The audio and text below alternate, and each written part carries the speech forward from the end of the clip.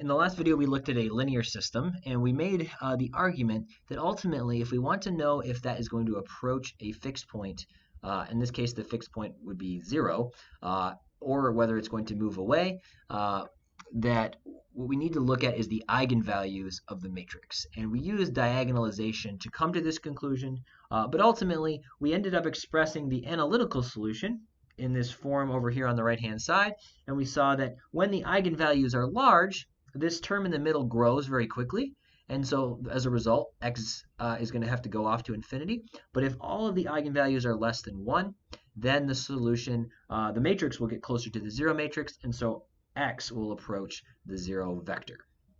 Okay, so in this video, we're going to take that basic idea, that is the eigenvalues that contain the information about the long-term behavior of the system near a fixed point, and we're going to apply that to a nonlinear system to see exactly how we can use this. So to start off, we're going to look at a theorem.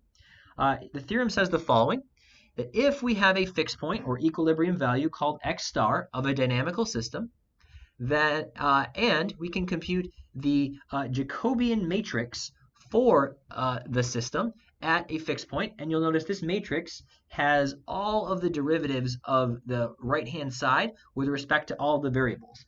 So the idea here is that when you have a system of equations, the right-hand side is actually a collection of functions, which we could call g1, g2, g3, and each of those are going to depend on the components of x, so maybe x1, x2, and x3 if it's a three-dimensional system. And the same would be true for the others.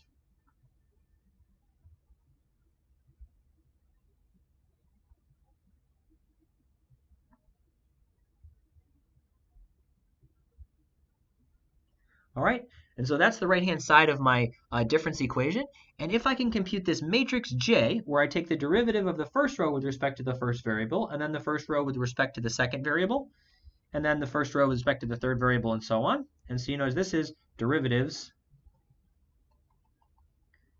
of g1, and then the next row is derivatives of g2 on down the line.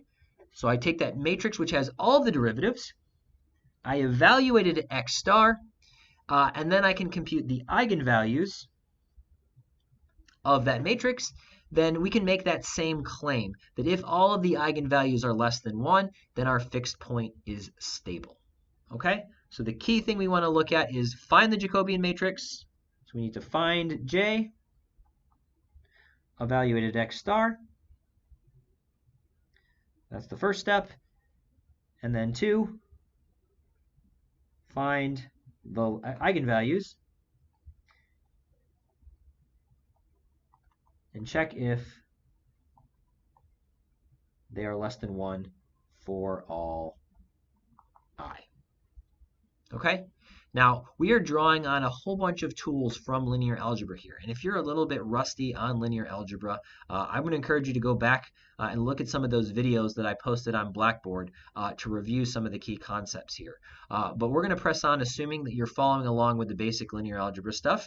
And we're going to apply this to an example in just a moment. But for now, let's see if we can understand the basic idea for why this works.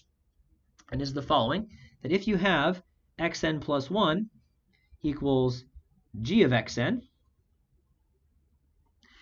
and we define the following relationship, xn is going to be equal to the fixed point plus some displacement vector epsilon.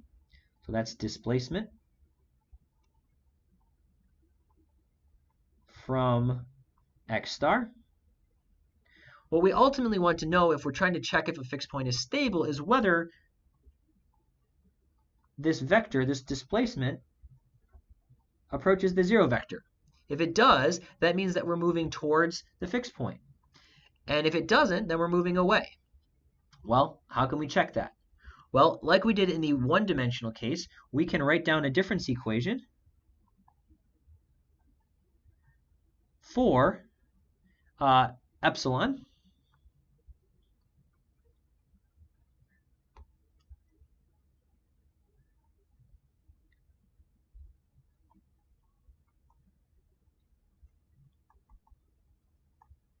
And we can approximate this with a Taylor series, only this is going to be a multivariate Taylor series.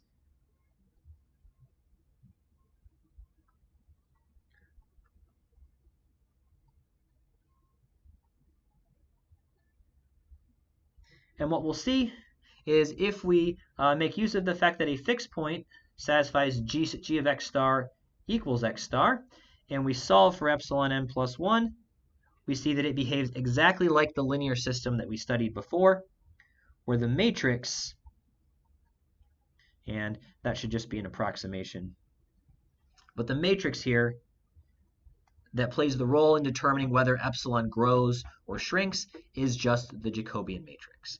And so, as we saw in the last video, the eigenvalues are what matters, and we're looking to see if they're all less than